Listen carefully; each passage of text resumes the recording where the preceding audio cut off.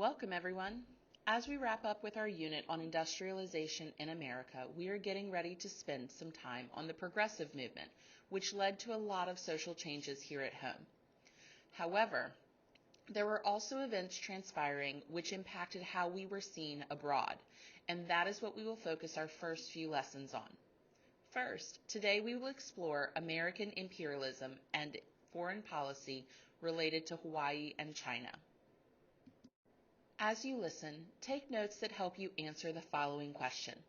How did U.S. interests affect overseas expansion in the late 1800s? First, it's important to understand the term imperialism.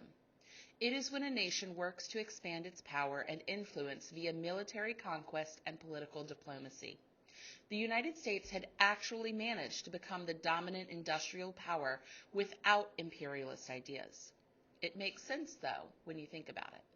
At this point in history, it's only been a little over 100 years since the United States became its own country, and in that time, there were many internal struggles to deal with, the largest of which literally divided the country in half. After the Civil War, Americans spent time rebuilding and industrializing along the way. So, what brought America to look to expand overseas in the first place? With the country flourishing and manifest destiny ending, the United States began to look outward to show the rest of the world just how great it really was. In this time period, after 1890, we begin to see the U.S. adopt social Darwinism, the idea that some nations are naturally superior to others, and it's therefore their burden to elevate inferior countries and people through colonization. As it participated in the global economy and established diplomatic relations with other countries, the United States government began looking for several things. First, they were always looking for cheaper and easier access to natural and capital resources around the world. Ideally, the United States would be able to get whatever it wanted at little to no cost. Second, with a large navy and other exploratory missions requiring travel by ship, the United States wanted more locations where they could build refueling stations. This meant that they either needed to own more land around the world or have countries give them access to their land. Third, with global trade growing exponentially, the United States was always looking for more efficient trade routes, particularly in Asia and South America. Lastly, the United States simply wanted to make more money and was always looking for opportunities to expand the economy. Obviously, what a country does will impact other parts of the world, positively or negatively, directly or indirectly. During this time period of American imperialism, our government's choices greatly impacted the rest of the world. For the remainder of this lesson, we are going to focus on just two regions that were affected by American imperialism. First, we will look at the circumstances surrounding Hawaii becoming a state, and then we will explore what is known as the open door policy with China. First, let's talk about the annexation of Hawaii. Annexation is defined as the action of seizing something, especially territory. Sometimes annexation can be an agreement between all parties involved and involves purchasing the land.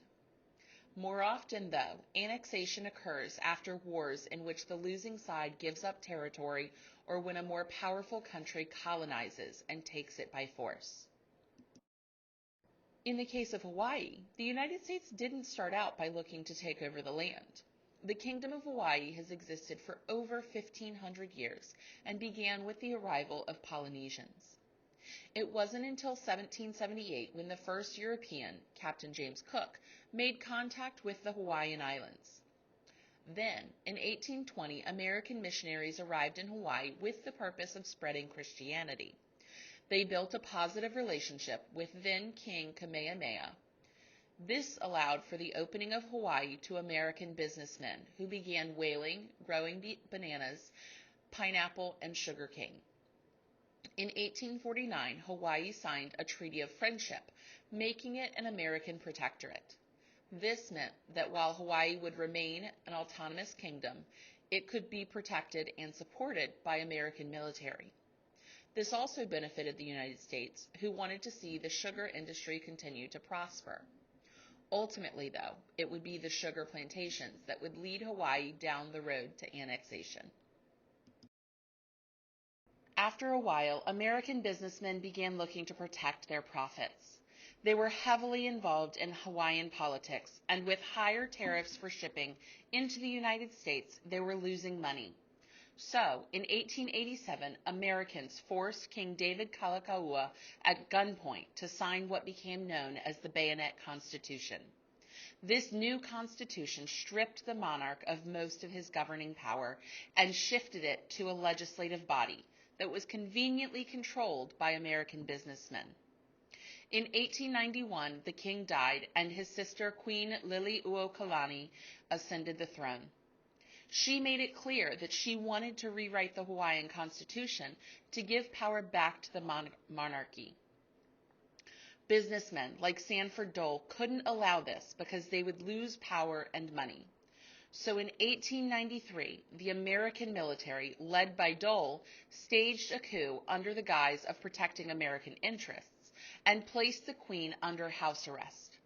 The Americans quickly installed a new government, and Sanford Dole was elected the first president of Hawaii. When her house arrest was finally lifted, the Queen traveled to the United States with the signatures of 20,000 Hawaiians to urge Congress not to annex Hawaii. The president at the time, Grover Cleveland, halted annexation efforts because Americans had wrongly overthrown the Hawaiian government. However, when William McKinley took office, he signed the Newlands Resolution, which declared that the United States would annex Hawaii. As a result, Hawaii became an official state in the United States. To this day, many Native Hawaiians call for the return of Hawaii to its people. Around the same time that all of this was going on in Hawaii, in another part of the Pacific Ocean, China was on every major country's radar. Many European countries, Japan, and Russia were all fighting for financial dominance in China. As the United States began to expand its power and influence, our leaders worried that our financial interests were in jeopardy. After all, China was a source of a lot of potential resources, like trade routes, access to other parts of Asia, political alliances, and so much more. To understand this, you need to know what a sphere of influence is. A sphere of influence is a country or area which another country has the power to affect policy or decision making, although it has no formal authority.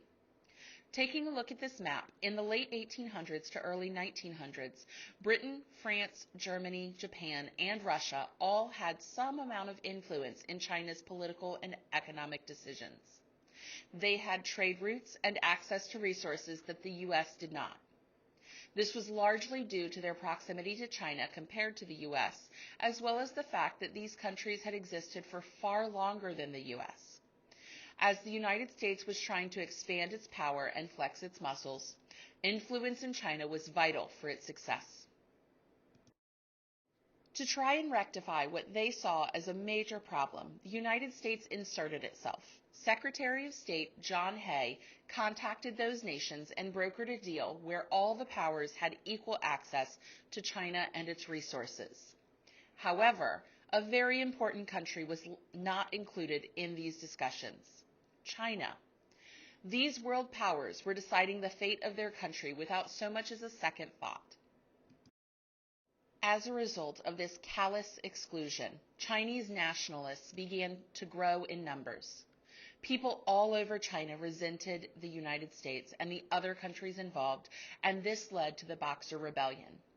In a 55-day siege on the invaders, Chinese nationalists attempted to kill all of the foreigners. Each of these foreign countries sent military forces to quash the rebellion, including U.S. Marines sent by President McKinley. Ultimately, the protesters were defeated, but it created a much stronger sense of nationalism in the process.